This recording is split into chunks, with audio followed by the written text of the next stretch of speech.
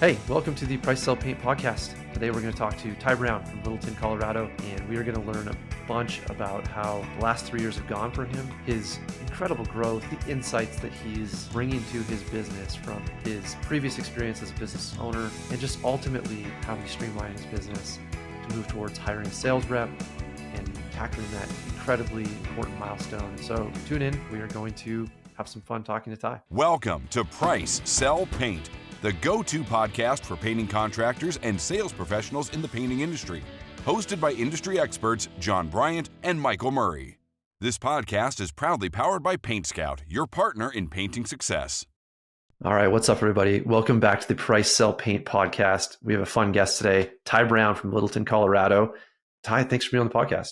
Oh, thanks for having me. Yeah, it's been exciting. We met 2 years ago, I think, at the PCA conference.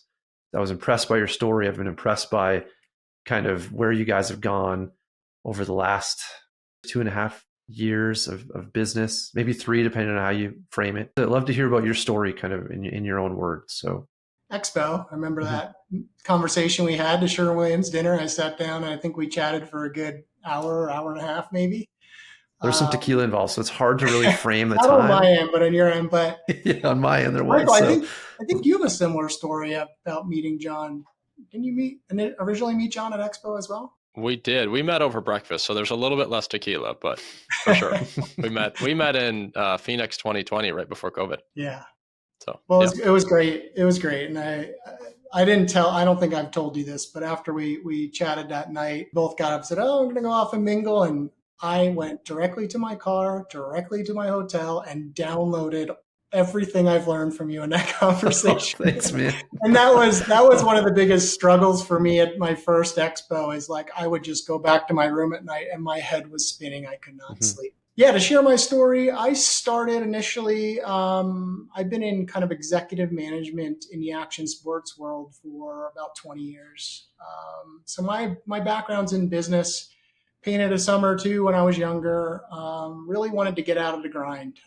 So I was looking to get into trades, didn't know what I wanted to do, was looking into different types of businesses. Figured I'd settled on painting. I joined Painting Business Pro with Eric Barstow. So that was my initial start, which was amazing. I wouldn't be sitting here today if it wasn't for Eric Barstow. It was a great course to get started, especially without a lot of painting experience. Was really able to kind of get off the ground running. I did have a little hiccup. I was starting as basically a side hustle, really looking for an exit out of my executive role. I did end up getting sick. I had to take some time off. And when that happened, it made me decide I'm going into painting full time. I need freedom, flexibility, need to spend some more time with the family. I said, I'm going head down, full speed ahead into painting. And that was in 2020. So I tried to get things started. I ran for about a month or so. I was going through some surgeries and some treatment and ended up having to stop. I couldn't do it. Got my feet back on the ground in almost mid 2021 when I came out of all of that. So that was a partial year, a lot of learning. And then going into 2022 was our first year. So first year, we did about 800K. A little over 800K our first year. Second full year, going into 2023, which was last year, our second full year, we did 1.5. So just almost some aggressive growth there. We are now, call this our third full year. We're budgeted at about $2 million this year, and we're exceeding those budgets by quite a bit. I'm in the process now of trying to add some bodies to kind of be able to produce and sell what's coming in. So we'll see how that goes. But so far it's been so good. So everything's been great. I am so glad to be part of the industry. So passionate about the industry. I love what I do. I wake up every day and I love going to work. It's great. I mean, I'm impressed. It's double the revenue in year 2, and then big time growth. We're looking at 25-35% this year over year. That is super impressive. And I would say too, it's like the last, 12 months, 18 months or so have not been easy. And, something you should be really proud of, Ty. What do you attribute some of that success to? Like, anything specific stand out that, I don't know. I mean, again, this industry isn't easy. Yeah, I would contribute it a lot to, I mean, I'm a numbers guy, so I run the business by the numbers. At the end of the day, I'm not going to produce anything under 50%. And really, I run a And very sorry, lean quickly, Ty, for those for saying 50%, what are you referring to? 50% gross profit on all Mm-hmm. jobs. Yeah. Mm-hmm. So we ended up last year to 49, a little bit lower than I expected. We had some production rate issues on some product that was sold in late 2022 and early 23 that we had to, something I missed on my end that we had to kind of work through. We caught back up, but fell just short of 50. This year, year to date, we're trending at a 53.2. So strong there. I think a lot of the success, number one, I'm in a very competitive market. I'm a competitive person. So, it's a challenge going every day. And I didn't know how to sell paint when I started. And now I love going out and selling every day. I love building, that rapport. I love talking to people and seeing my sales rate climb over the years has been great. So I think, I'm a personal guy, and I think that helps me sell. We're also, we're seeing a lot of referral business, which is great. Those obviously convert. So I am shocked going into year 3 now of how much referral business we're actually seeing. We did invest early on in our SEO, so we're ranking very high. We aren't doing really much marketing at all besides we're doing our SEO, obviously those rankings, and we're doing Facebook ads. That is it right now. So as mentioned earlier, if I do want to turn it up, I have the opportunity to really generate some more leads. We don't do we didn't really ever dabble in lead service except for Thumbtack, which we've cut down to basically nothing now. We don't need to do lead services. We tried them and just didn't have the best success. But we are on the verge of rolling out EDDM and some other avenues as soon as we add some more bodies. In the process of hiring a salesperson right now. We're going through the interview process. So once I can step back, get out of the business, get out of doing 25 estimates a week, I try to stagger it, 25 one week, 20 the next week, 25 to give me some time. It's taken a lot of my time, and obviously I need to step back and work a little bit more in the business. Ty, it's the Price Sell Paint podcast, so we got to get to some sales stuff. But one of the big questions I have, and I know it's on your mind as you're doing interviews today, but you're in this process of getting your first rep, and someone who's going to help you with that selling in your business. Walk us through kind of what you've done so far and where you hope to get to here in the next 3-6 months. Yeah. So when I initially started in 2020, I was forced to run on production rates. I don't have a painting background, so that's all I knew. When someone would say, give me a ballpark price, like, oh, I don't know. I didn't know, right? So I was forced to use production rates from day one. So I was using those as formulas. And in 2020, that short month that I did work, I did handwritten estimates. And I knew going into, I remember my first exterior I signed was handwritten. I'm out there with a clipboard. I signed it on the spot, believe it or not. It was over a $7,000 exterior. It was raining. The sheet was wet. Took a photo with my phone. I leave the sheet behind, so I had my copy. Oh yeah. I'm just happy you didn't say napkin. You said sheet. Yeah, so I'm happy at least it wasn't a napkin. Yeah. We've come a long way since that. So in 2021, we started. Then all my production rates were on an Excel spreadsheet where I could go compile my estimate and it would transfer that. We started using Jobber. So Jobber would be our CRM. We would do our estimates through there and our production, everything all in one. Now we did that through 2021. 2022, we started that as well. But it started to create more work for me because that transfer, I wasn't, number one, delivering on the site. Number two, it was just taking time. I'd come home at night and I'd have to transfer everything from my spreadsheet into Jobber, send off those proposals. And it got to the point where, you're doing 4 or 5 a night. And this is not why I got into this. I got in for the freedom, right? And to enjoy my time. So started looking into PaintScout. Okay. So 2023, By the end of 2022, I started fooling around with PaintScout.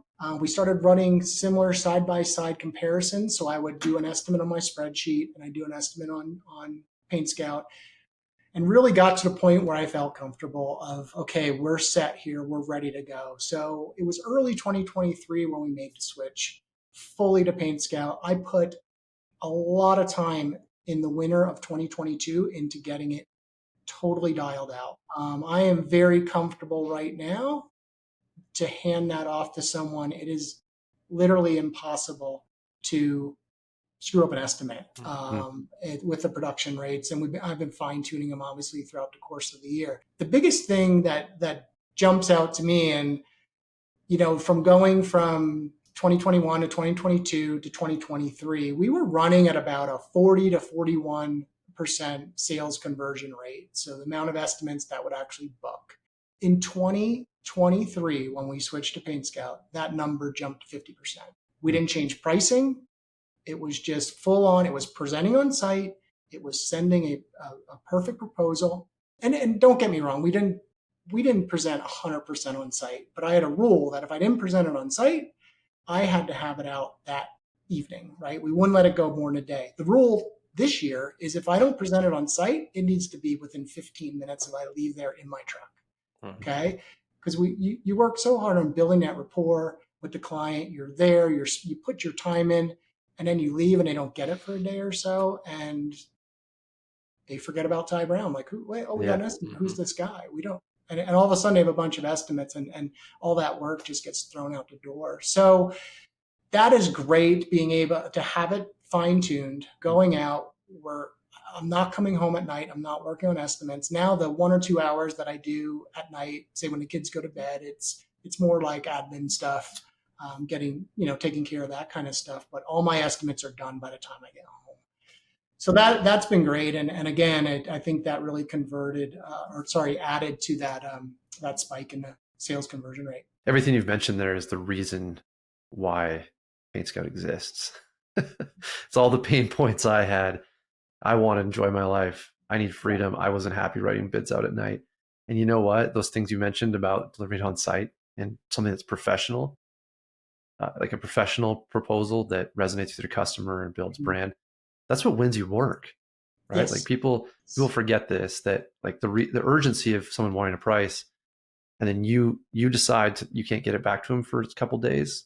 I mean, you're losing every single minute you delay sending. So huge deal.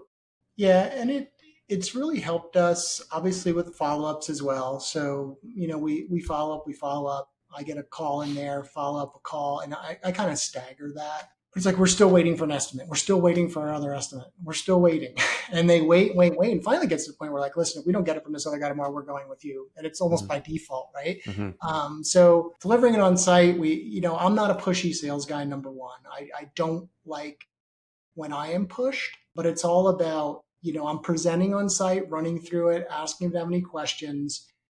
Does this look great to you? If so, we'd love to get you on the schedule. We take a 10% deposit. If they say they need time to think about it, if they say they're still getting other estimates, we're fine. I send it off. We do get feedback a lot of times if they say, hey, we got another estimate, and we always get that. We're the highest or in the mid. We want to be in the middle, but we're typically normally the highest. And when our clients do get a proposal that is very low, like, oh, your price is double. It's like, okay, well, hey, we would love to, if it's about money, definitely take that proposal, but we'd love to help you out. If you want me to review the proposal with you, I can go through, just make sure, there's nothing, kind of shady in there.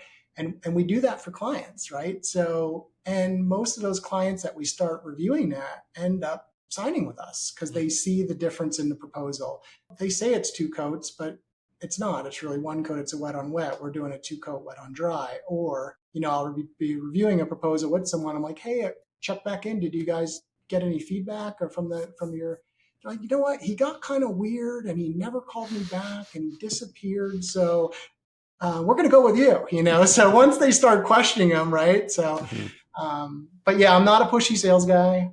We do get a lot of feedback from our clients and some of our competitors that are in there, offering discounts to sign on a spot and won't leave, and they just I'm not hearing the best feedback on that. I'd say for a guy that, proclaims to not have a whole lot of painting knowledge, he's talking about wet on wet, wet on dry. I mean, I think he's I've learned in a lot. it now. I've learned a lot. How many mills are you putting on there, Ty? There you go.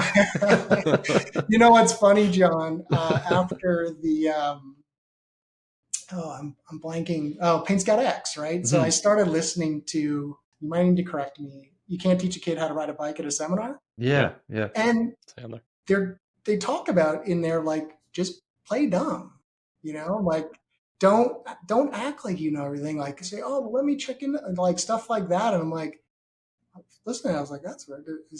Did that help me in the beginning? Like, not knowing? Probably did. But no, Michael, I have learned a lot. And luckily I've surrounded myself with some great people and great support. Working with, being part of the PCA, I made some connections through there that there's a lot of people that have helped me out tremendously in the PCA.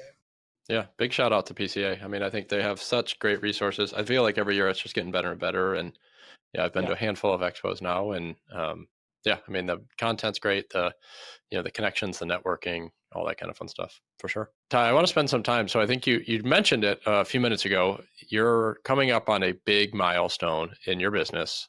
You mentioned, as we were just getting on the podcast right before we started recording, doing some interviews and looking to hire your first sales rep. Is that right?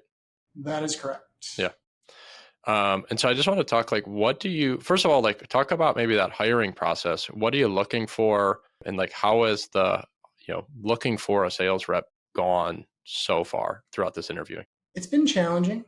So obviously you put a posting out there on, whether it's Indeed or LinkedIn, you just get bombarded. So you're going through hundreds of resumes. I've worked in, in my past experience in kind of 8-figure type business roles. So it's hired a lot of people. And, so I have my process of going through resumes, right? So the first thing I look for is I look at their job history, and typically you see it's 1 year here, 1 year here, 1 year here, 1 year, and it's not a fit, right? So kind of looking for people that, are sticking with a company, someone that, obviously we can retain. Not many guys coming through with actually paint sales experience. I did have an interview this morning with a gentleman, and he came from a larger franchise with a residential paint sales background. He was great. It was really good interview. I'm just looking for someone with, almost just like a good human being, right? I didn't know how to sell. I will train someone to sell. We have the tools in place now to hand an iPad off to someone and take measurements, and it's very hard to fail, right? So looking for someone who, number one, will fit in with our group, myself and Keith, the project manager. That's very important. The second is just someone who can build that rapport and someone likes, right? It doesn't need to be that pushy sales guy. So really that's it. Just finding someone I connect with, that I feel could go out and be great with our clients, because we're all about that client experience, right? From communication, start to finish to the end, everyone happy. So yeah, looking for someone who just can connect and build that rapport. I don't think you really need the sales portion. I don't think you really need the paint portion. I'm really just looking for a good, genuine human being. You mentioned, like, some of your expectations in regard to training. Love to talk a little bit about that. Obviously, you haven't gone through it maybe quite yet, but you're about to. You mentioned, you feel like it's going to be relatively easy to, I think you used the phrase, hand that iPad off, and you've made it to the point where it should be difficult maybe for somebody to fail, at least in that aspect of it. So talk about your expectations. Like, what kind of plans do you have for training? How long do you think that's going to take? Maybe be specific as much as you can. Like, what are you looking forward to doing here? Yeah, so the training portion, in terms of how long it's going to take, that's hard to tell, right? Right now, it depends on who the candidate would be, if they have experience. Really, it would be shadowing me for a long time.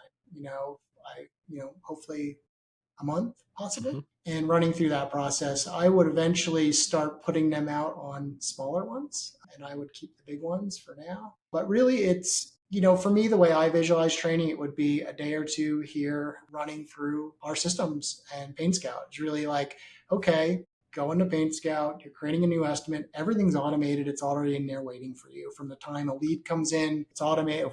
If we schedule an estimate, boom, it's creating that contact in PaintScout, so that's there. So then it's going in and saying, okay, this is the next year your job. Pick your template. Is it a we have two categories, standard and premium. Is it a standard with body color eaves or trim color eaves? Is it vinyl windows or wood windows? Boom, boom. We have all those templates. You just click on the template. From there, it's just teaching them how to measure, right? So going around, measuring, getting all the dimensions in there. Basically, the templates are set up. And really, the only big variable you're adding in there is prep. So really training someone on what extent of prep is this home going to take based on front side, left side, back side, right side. So really, it's really getting out. It's really, for me, I don't think there's much behind the scenes more than there is out there, just with boots on the ground and training and leading by example. Do you have a good framework around what you're expecting them to sell? Do you know kind of what that looks like? Yes. So again, our sales rate last year was 50%. This year, we're right around the 44, 45 mark. We see that kind of go up towards the end of the year. Mm-hmm. It's always a little lower. I would love for someone to be north of 40 at all times. I did start mapping out some payment structures, how I'd like to pay for this role. And there would be bonus for anyone over 45 is what I have initially mapped out. I would also base this role off GP and not top line sales. As we all know, it's easy, drop your price, you can sell anything you want, right? So it would be based off a percentage of gross profit per job. And that's based off of 50 and above, 45 to 49.9, and 40 and above, obviously that gets very low. Have in there kind of when you meet a threshold from the year, say you sell $750,000 of gross profit dollars, which say is 1.5 million, you then get an extra 1% for the remainder of the year on top of that. So kicking around a couple ideas. I don't have anything set in stone yet, but that's kind of what I'm thinking. And I think that will eliminate, and I'd love to hear, kind of what you guys think about structuring that, but I think it's going to eliminate a lot of that kind of, from the production manager to the sales, that friction, if it's based off a GP rather than a top line sales number. It's funny because what's the saying? There's like 1,000 ways to skin a cat. I don't know if that's relevant here or not, but like in a sales compensation structure, you can do it so many ways, and there's so many pros and cons depending on how you do it. So, I'll get Michael, you can weigh in after here, but what's interesting about the gross profit method is that in a lot of cases, it can actually generate more friction, not in a bad way, but now you have sales reps that really care about the job, and they're going to get in there and kind of meddle and, start pointing the finger if they don't make the money they're thinking they're going to make. And so it's about creating those balances in the structure so that you don't end up having just infighting. It's healthy, right? It's like a healthy, let's help you. Here's my vision for the project. Here's what the customer is saying. Let's work together. So that's the one issue. The other issue is timing. It sounds like the timing of getting not only the payments to the sales rep, because they have to wait for the job to get done or get finished, but they also have to wait for you to get the data on the job. And so they got to trust that data. They've also got to wait for you to calculate it. Now, if you're doing, we use QuickBooks, and it does that very fast because we're using QuickBooks Time and all of our inputs are there. We can generate a gross profit pretty fast, but something to be aware of because sales reps will complain about that delay. Yeah. So I think one thing that's different from us is we're operating a subcontractor model. For sure. So for job costing, I'm in job costing every day, not multiple times a day. We run our production through Monday, and I'm on that board nonstop. Amazing. What's happening is the second we close out our job, our project manager gets pinged to enter that job costing right away. So we know that GP and he's normally entering. He knows he's going to get pinged that day. If all his supplies are in the morning, he's entering it in the morning. We know it. See, I figured when I said this, Ty, I was like, Ty's got this figured out, but hey, I just want to say it for everybody else listening. Yeah, so we know it. And John, to be honest, with the way our production rates are set up, we rarely ever see anything fall below 50. We never Amazing. see a fluctuation in that. We know going in there, our subs have worked with us, I call it our partners. I have most of my crews that work for me from when I started. So we have 6 crews this year that are running, and they're great. I know what they're going to get paid on every job. I didn't know that when I first started. Now I know every job. I'm like, okay, this is $2,300, just $1,500. So I know, and basically nail it. I use that as kind of a backdrop. Or say when I'm giving an estimate, look at my calculation, say, okay, here's my labor. Oh, yeah, this one's close, right? So we rarely ever have issues with this didn't fall where we need it to be on in terms of gross profit. If we do have an issue, it's normally we produce it at a higher than a 50 than below a 50, because we put very generous coverage rates and spray tolerance rates in PaintScout. So our paint numbers are always a little higher, and we use that cushion for additional GP at the end of a job. Or if a subcontractor is like, hey, we may have missed it on this one, which we rarely have happen. And I tell them like, hey, if I miss something, please let me know. We need to work this out. I need to make production rate changes on my side to make sure we don't run in this hassle, do this problem going forward. And they'll come to me and it's rare, hey, I'm like, no problem. We'll talk through it. It could be one where we talk through it and be like, well, listen, how long were you guys here? We'll work through the hours. Actually, you made $50 an hour on this one. That's kind of good. Oh, yeah, you're right. Or we're like, no. We'll totally like, yep, you're totally right. Here's another $400 or whatever it might be. And we'll learn from that. But it's rarely that we lose out on gross profit. Yeah, no, that makes a lot of sense. I mean, I think the big thing that's different, myself, John, in our painting companies, it is an employee model. And so I think there's probably a little more fluctuation because of that, where I think, so with your subs, you're basically paying a percentage of the top line revenue to them. Is that more or less how that's structured? Yeah, I look at it in two different ways. Okay. So I'll look at it so through the production rate, I know what their hourly rate, what I pay my subs. So obviously PaintScout's giving me that total hours for the job, times it by, their hourly rate. And that's typically falls in, but that falls at about the 35% range is where our subs fall. That's where we ended up last year, almost like spot on 35, might have been 35.2 or something. And I mean, it's if you've got things pretty dialed in, or like the time and you're being very fair, that number is like a great number. I think where a lot of people get into trouble is they don't know their time, they don't know how to value it, and then they just tell a sub, I do 35%, and it's just not fair.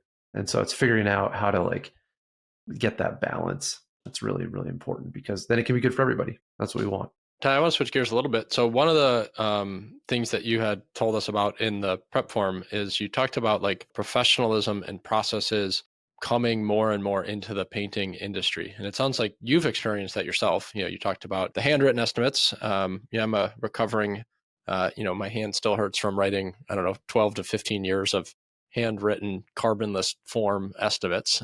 So I can certainly relate. And, you talked specifically about like possibilities of private equity coming into the painting industry and things like that. I'd love to maybe just switch gears a little bit and just hear some of your thoughts on those types of topics. Take that from, in whatever direction makes sense. Yeah. So I think professionalizing industry, it's obviously going to help all of us, right? It's going to raise the bar and it's going to raise the expectations of the homeowner.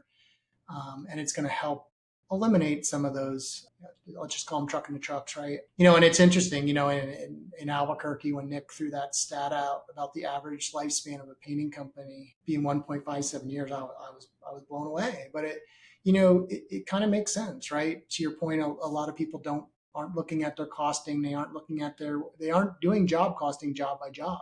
And, you get to the end of the year and, I didn't do their taxes, didn't make any money, plus I owe this. And that contributes to that stat that Nick mentioned. But I think, for me, ultimately, it's I want my business to run as efficient as possible. I run a very lean model, as I mentioned earlier. So if we produce what we have on the books this year, just myself and a project manager, I mean, there's maybe it's going to be a challenge. I'm not sure anyone has done that, but that's all, due to being automated. We have the systems in place. We have the processes in place to do that. Now, again, like things eventually could start consolidating down, like Ace Hardware, for example, has bought a few painting companies here in our area, and they're offering painting services. When's Home Depot and Lowe's going to do that, right? So I think they're going to want to come in and see a company that is run very professional, number one, and has those systems in place.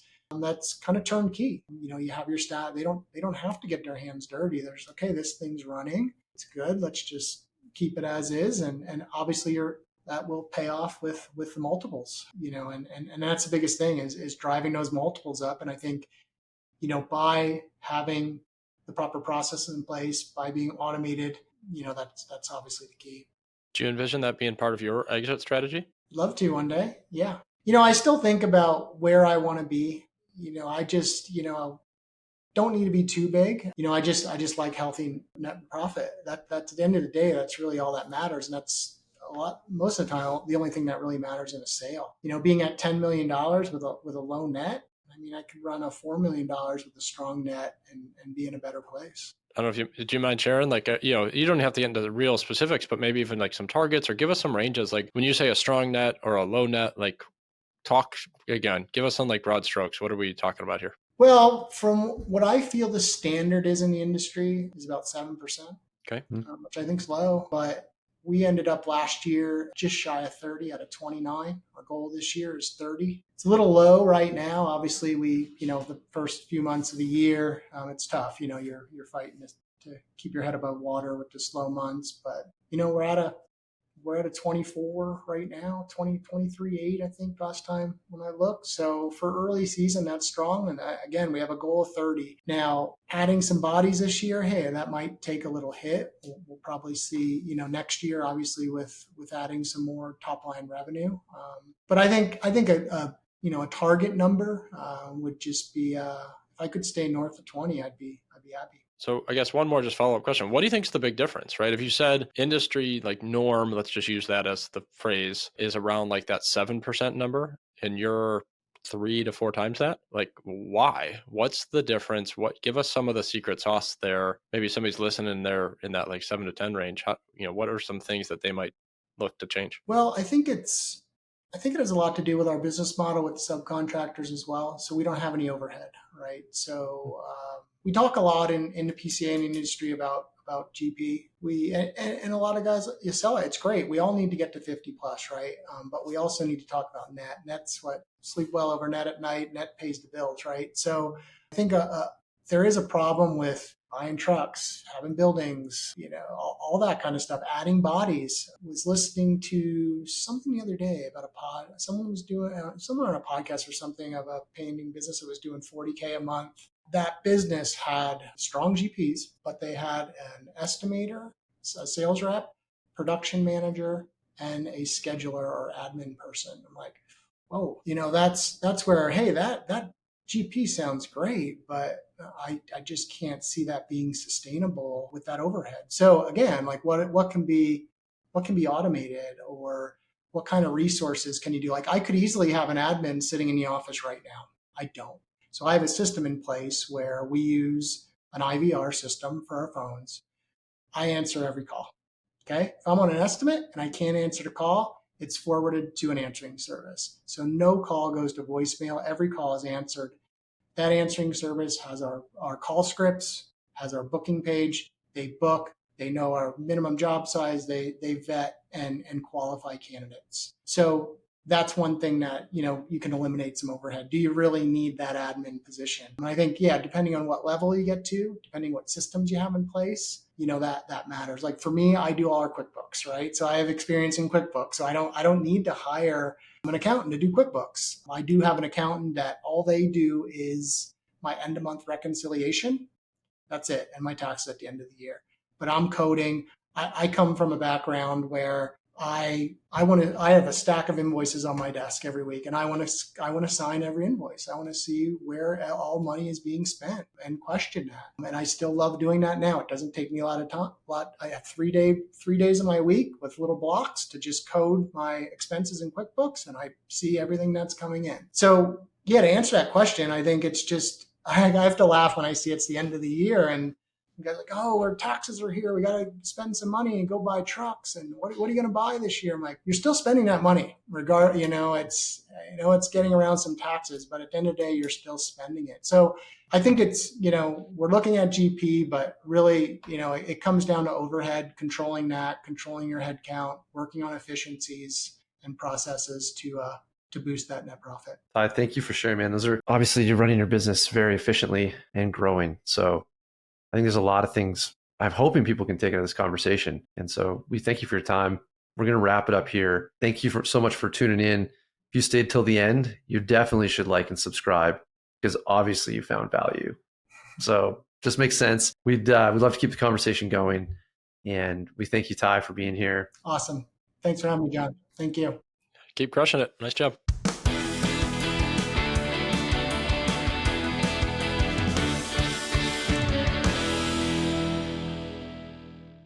This podcast is proudly powered by PaintScout, your partner in painting success.